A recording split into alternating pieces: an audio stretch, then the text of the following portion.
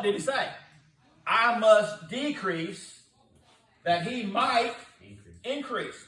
In other words, you decreasing does not automatically mean God is going to increase.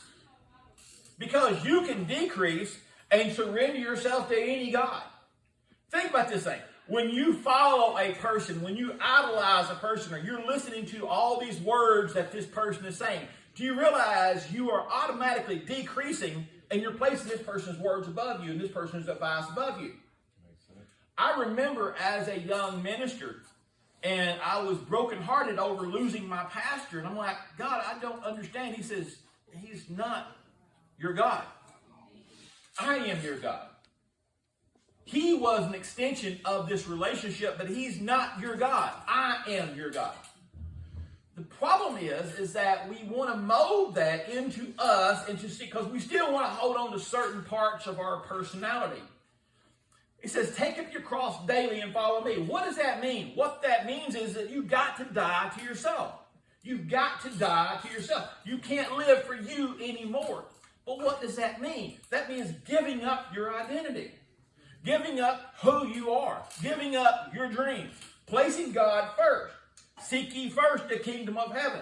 And all these other things will be added to it. But what does that mean, seeking first? Lining yourself up. He says, I am holy and my people will be what? What is the definition of holy? What does it mean? You have wholly given yourself. You've completely given yourself. You've sanctified. You've gone through these processes and you've purged. You cannot live, he says, salt water and fresh water cannot come out of the same two wells. Because what are they going to do?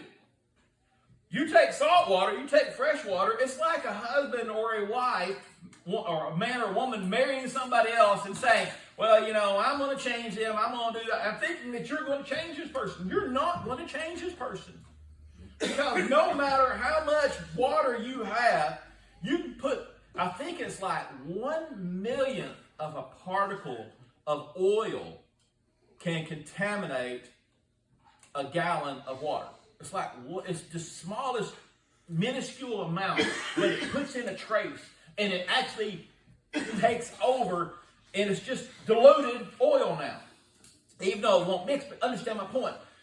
You don't have to have a big turd in a Coke. All it takes is, like I've told, people talk about, you pooed it. Well, do you really realize, I said, that thing is directly in contact. That's what an odor is. An odor is actually molecules of that thing lifting up and being dispersed. So when you're smelling poop, guess what you're smelling? So now that brings into the whole analogy of we being a fragrance.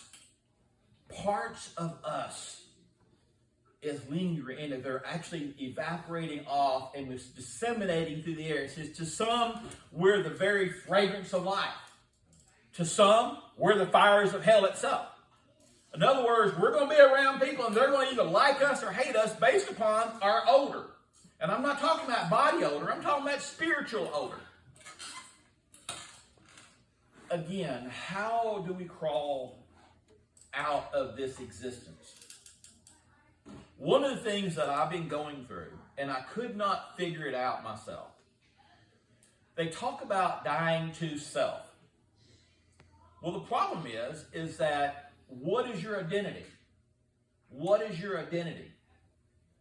I didn't understand identity. I knew something has been wrong with me, and I've told y'all that story about the guy telling me, I broke this girl's nose in Taekwondo, and I knew I was getting ready to get killed. And so this guy walked up to me, and he says, Monty, he says, what are you doing that? I don't know. She stepped into a hook kick. I've been watching Bill Wallace, and he does his hook kick, round kick combination, and I hooked, and she missed, and she's going to jump in on me and try to punch me. Wrong answer. I hit her. She shouldn't have been so aggressive. Bam, right in the nose. Bam, lay on the ground, blood everywhere, and I'm like, oh man, this is a testing. I knew I was going to die. Because that's what you do. You hurt somebody, you're going to get killed. Even though she thought, well, I'm a girl, he won't hit me. yourself in that ring, you're going to get hit. Don't put yourself in a, thinking, well, but she will hit you. Oh, buddy, she would kill you. But you couldn't touch her.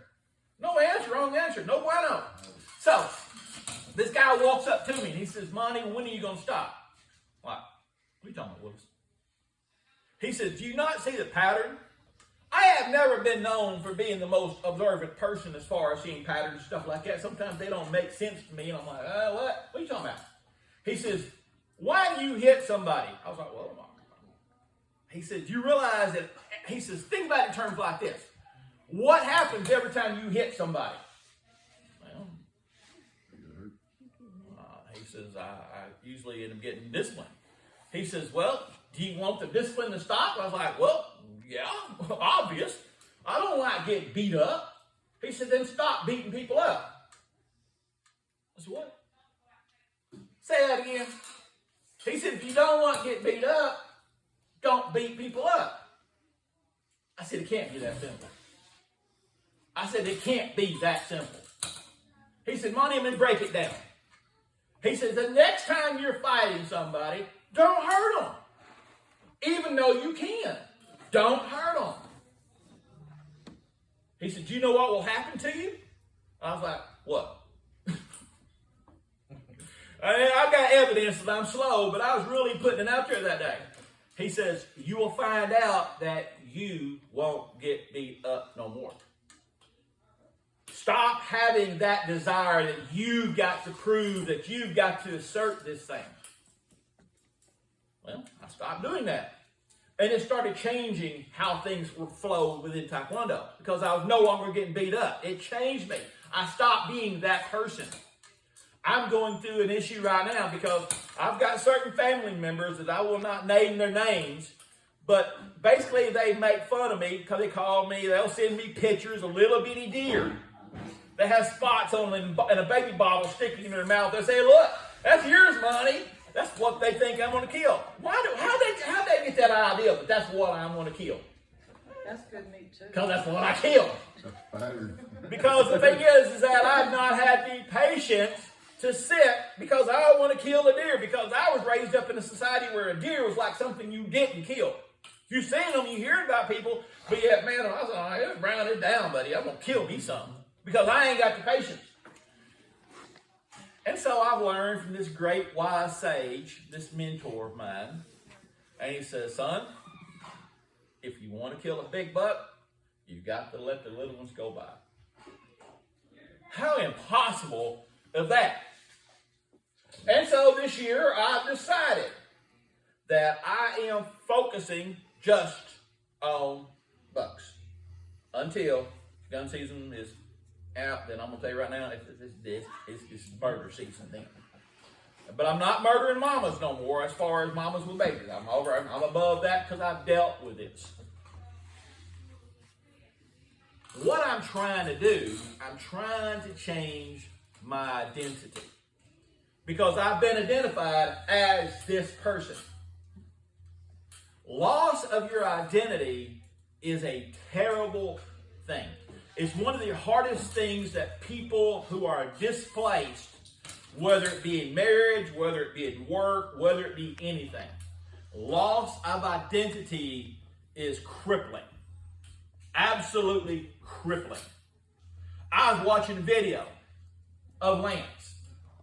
And here's Lance, high school, last game, big trophy, standing there. Man, he had this identity that this is what. And everybody knew. I knew that this is what Lance and this was the road.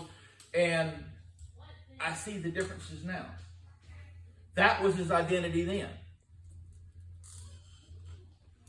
For the longest time, I had grieved about leaving Freemasonry. Even though I knew it was the right thing to do, I knew that that's what God had led me to do. But the problem is that I could not define what it was that bothered me so. As I've told you, one of the byproducts of how I study and what I do is I've learned to look for God in everything. So now anything that I read, God will use what I'm reading and all of a sudden it'll go, bam, it'll totally relate to something I'm going through. A couple of weeks ago, I was at the cabin, and I was pretty beat up, and I just needed some time to listen and tune out everything. And so I'm sitting up there, and I'm like, God, I don't know what's wrong with me. I don't understand what's wrong with me. And I'm reading this book, and this book talks about this guy was a detective. And he was fired. He lost, prior to this, because him being a detective was gone all the time, so he had a wife, but he lost his wife. Since he lost his wife, he lived with the guilt of it, lived with the guilt of losing his family. And what happened is that he gave everything to that identity. Does that make sense? Everything that he had was wrapped up in the identity, Eric, of being a detective. When that identity was taken away, that you no longer have a badge, he still lived in his mind, thought he was so wrapped up in his case because that's all he knew was that. That's all that he knew was that identity. And he was slipping further and further and further in alcoholism and in all these different things, and even to the point of where he wanted to kill himself. And because what he done is that he lost his identity. Everything that he built himself up to being was no longer. And when I read that, I'm like, and I hear these words, that's your problem. That's your problem. You've completely lost your identity. See, as a mason, I had built myself up where I was on the road and I believed in what I was doing, and I had achieved this success in it, to the point of where I had, offices and I had roles that I had to play, and I was in leadership. To have walked away from every role of leadership, I'm no longer Monty Fulmer, the mason. I was no longer this person. And it's like, what do I do? And I remember saying, God, what do I do? And he says, study my word now with that intensity. Well, this is my identity. This identity was taken away because it was not the road that God wanted me on. He wanted me on this road to devote myself because God is a jealous God, David. God is not going to go. He's not going to tolerate. Now, in the first time, he'll tell you, and David, you're putting in too much, because he did it to me on cameras and on other things. I was putting too much of myself in it. Then all of a sudden, he says, David, Monty, you've got to stop this thing.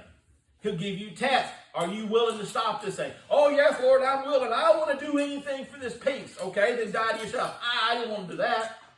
I still want this peace. I still want this part of me. I want this existence of me. God says you can't have this existence because this existence of you is clouding me. Does that make sense? Do y'all understand where I'm at? And so the thing is that God can't strip you completely bare because, think about it. What was the thing when Moses was on the mountain? Moses said, show me your face, Lord. God said, no, you can't handle my face. But however, what I will do, I will hide you in the cleft of this rock, and when my countenance passes by, I will put my hand over you and I will shield you. You know why man cannot see God? He died. What does he die? Think about that thing. What dies? It is said that what percentage of a man's brain does he get, or a person's brain do they actually use? 10%. How much turmoil does that 10% give you every day? How much grief do you live with every day? One of the most profound things that I read this week and heard this week is that you've got to forgive yourself. You've got to forgive yourself. I'm going down the road and I'm thinking about all the times that I failed people and failed my parents and failed God. That's constantly what I live with, my failure. And I've gotten to the point now where I go, Man, stop torturing yourself. Let it go. Forgive yourself.